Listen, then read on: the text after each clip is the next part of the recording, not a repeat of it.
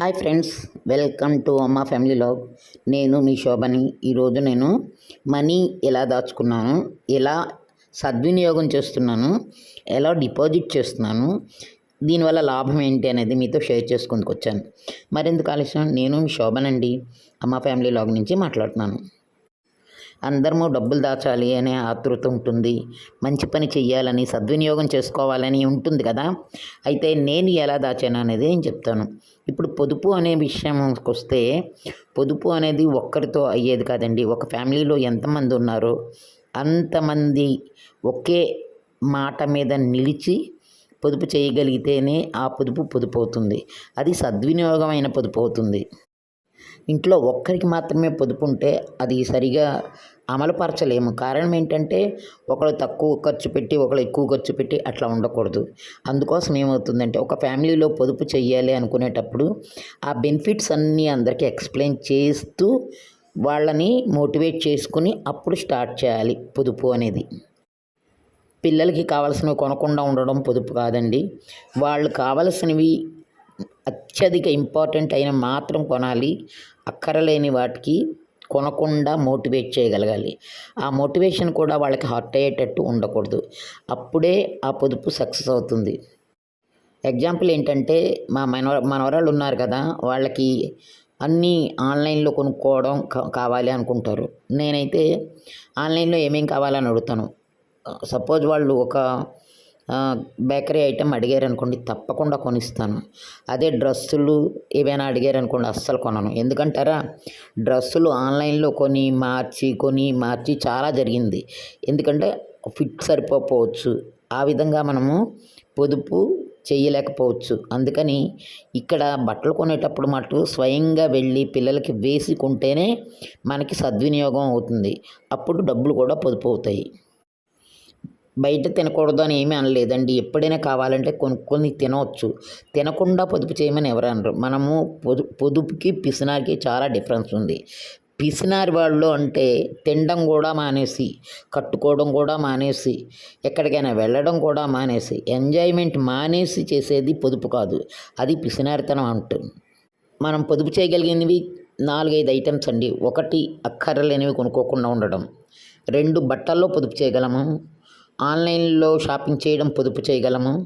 మనం ఎక్కడికైనా వెళ్ళాలి అనుకునేటప్పుడు ముందుగా ప్లాన్ చేసుకుని, ఒకవేళ దూరం వెళ్ళాలి అనుకుంటే అక్కడికి ఎలా వెళ్ళాలి ఏంటి అనేది ముందు టికెట్లు ముందే బుక్ చేసుకుని జాగ్రత్త పడవచ్చు. ఆ విధంగా కొంచెం పొదుపు చేయగలం మనం.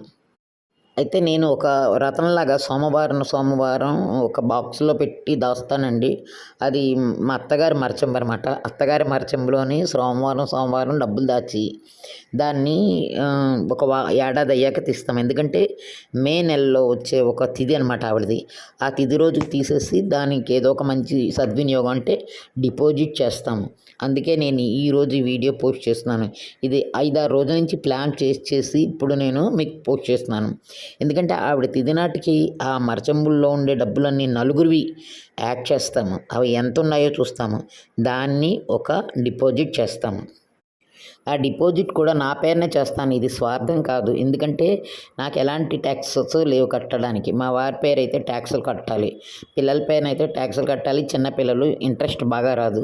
సో అందుకని నా పేరుని 230 రోజులు ఇండియా బ్యాంకులో ఎస్బీఐ బ్యాంకులోని మంచి పొదుపు పథకం ఒకటి స్టార్ట్ అయింది. దాన్ని నేను ఖచ్చితంగా ఫాలో అవుతాను. అది కట్టడం చాలా మంచిది కూడాను. మొన్న ఒకసారి 80,000 అలాగే కట్టాను. దానికి 8.2% వస్తుందన్నమాట. 230 రోజులు అది తీయకుండా ఉంటే. మధ్యతరగతి వాళ్ళం డబ్బులు దాచడం చాలా కష్టం అండి. ఎందుకంటే మనకి ఎన్నో అవసరాలు వస్తాయి. ఇంకొక విషయం చెప్పాలంటే, గొప్పవారు అవసరాలు వచ్చినా తప్పించుకుని చక్కగా వెళ్ళగలరు. మధ్యతరగతి వాళ్ళు అలాగ కాదు. ఎవరైనా పేరెంట్ అని పిలిచినా, ఎవరైనా డబ్బులు అవసరమైనా ముందుకు వెళ్ళి వాళ్ళకి సహాయం చేసే వాళ్ళం మధ్యతరగతి వాళ్ళమేనండి. అసలు ఫుల్గా డబ్బున్న వాళ్ళైతే సహాయం చెయ్యనని ఖచ్చితంగా మొక్క మీద చెప్పగలరు. మనం అలా చెప్పలేం కూడా.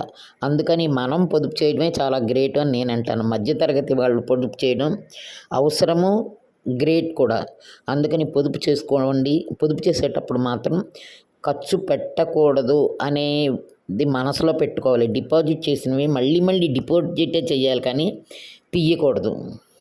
బంగారం కూడా కొనొచ్చు. కానీ బంగారం కొన్నప్పుడు ఏమవుతుందంటే 3 రకాలు. మనం తిరిగి అమ్మేటప్పుడు అంత వాల్యూ రాదు కానీ కొంచెం లాభమే వస్తుంది. లాభం రాకపోవడం అంటూ ఉండదు. కానీ దాన్ని జాగ్రత్త పెట్టడం చాలా కష్టం.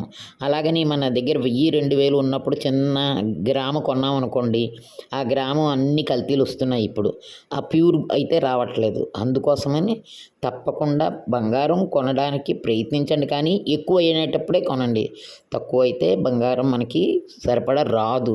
అందుకోసం డబ్బులు డిపాజిట్ చేయడమే చాలా లాభం అని నేను అనుకుంటున్నాను. మీ అభిప్రాయం కూడా నాకు కామెంట్లో పెట్టండి. నేను ఎలా దాస్తానో మీకు చెప్పాను కాబట్టి మీరు కూడా ఎలా దాస్తారో నాకు కామెంట్లో పెట్టండి. ఇది చాలా మంచి పథకాలండి. స్టేట్ బ్యాంక్ ఆఫ్ ఇండియాకి వెళ్తే మీకు చెప్తారు. మంచి మంచి పథకాలు ఉన్నాయి. Thank you for watching. అమ్మ ఫ్యామిలీలోకి ఒక్కసారి మళ్ళీ